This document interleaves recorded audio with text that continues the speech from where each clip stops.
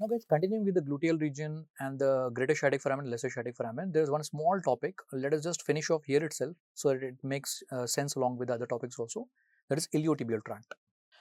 Now, first of all, the moment you look at this diagram, anyone can say this one is actually the lateral aspect of thigh. We are looking at the thigh on the from the lateral side, lateral aspect. And on the lateral aspect of the thigh, you are able to see that there is a band of fiber. There is nothing but iliotibial tract. Iliotibial tract. Now, basically, what is this iliotibial tract? See, in the thigh region, you are having a fascia. That fascia is known as the fascia lata. And that fascia on the lateral aspect of the thigh is more condensed, more thicker. And that thicker fascia on the lateral side is known as iliotibial tract. What is that one? Iliotibial tract. I repeat again. In the thigh, you have got the fascia, fascia lata, and fascia lata. One of the modification we can say, or we can say it is like more condensed, more thicker towards the lateral side, and that condensed fascia on the lateral side is iliotibial tract. By the way, why the name is given like that? You can clearly see the attachment there. Ilium bone will be having the highest point, that is iliac crest here, and starting from the iliac crest, it is going all the way and getting attached to the tibia there. So iliotibial tract. Because of the attachment, the name is given as iliotibial tract.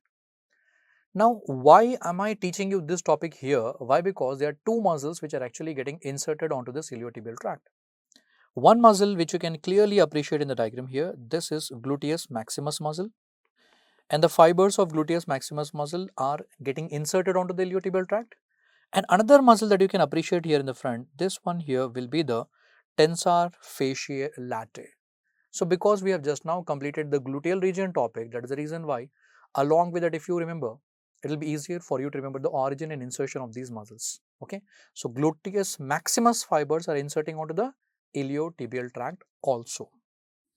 So, what are the two muscles which are inserting onto the iliotibial tract? One is gluteus maximus muscle, another one is the tensor fasciae latae muscle. That is what is my main intention over here. So, let's draw this diagram here, guys. Iliotibial tract.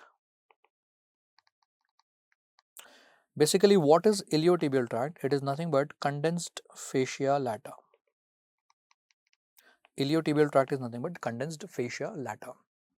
It is extending from the iliac crest. So, for example, you imagine this one here to be the iliac crest,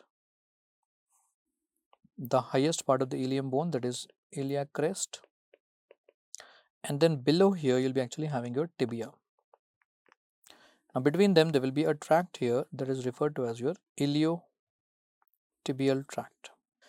Now, the most important question here, which two muscles are getting inserted? Yes, posteriorly you can see there, this will be the gluteus maximus muscle,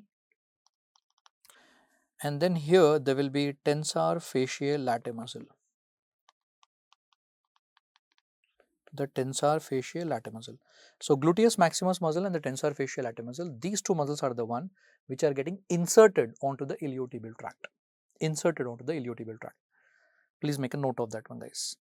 So, gluteus maximus muscle and tensor fasciae latae muscles are getting inserted onto the iliotibial tract. That's a small thing to be remembered.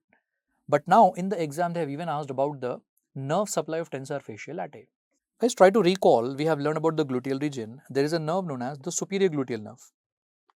And superior gluteal nerve is the one which will be supplying to number 1 gluteus medius muscle, number 2 gluteus minimus muscle, and from now onwards you also add there tensor fasciae latae muscle. So, gluteus medius, gluteus minimus, and even tensor fasciae latae, it is also supplied by superior gluteal nerve only. And what is another one? That is inferior gluteal nerve. And inferior gluteal nerve is the one which will be supplying to the largest muscle, that is gluteus maximus.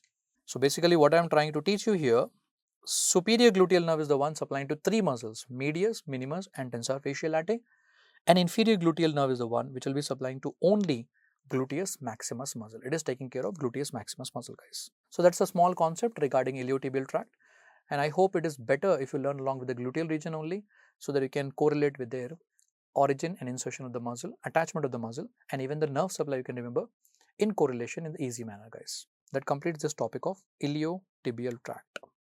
That's all. Thank you. Done.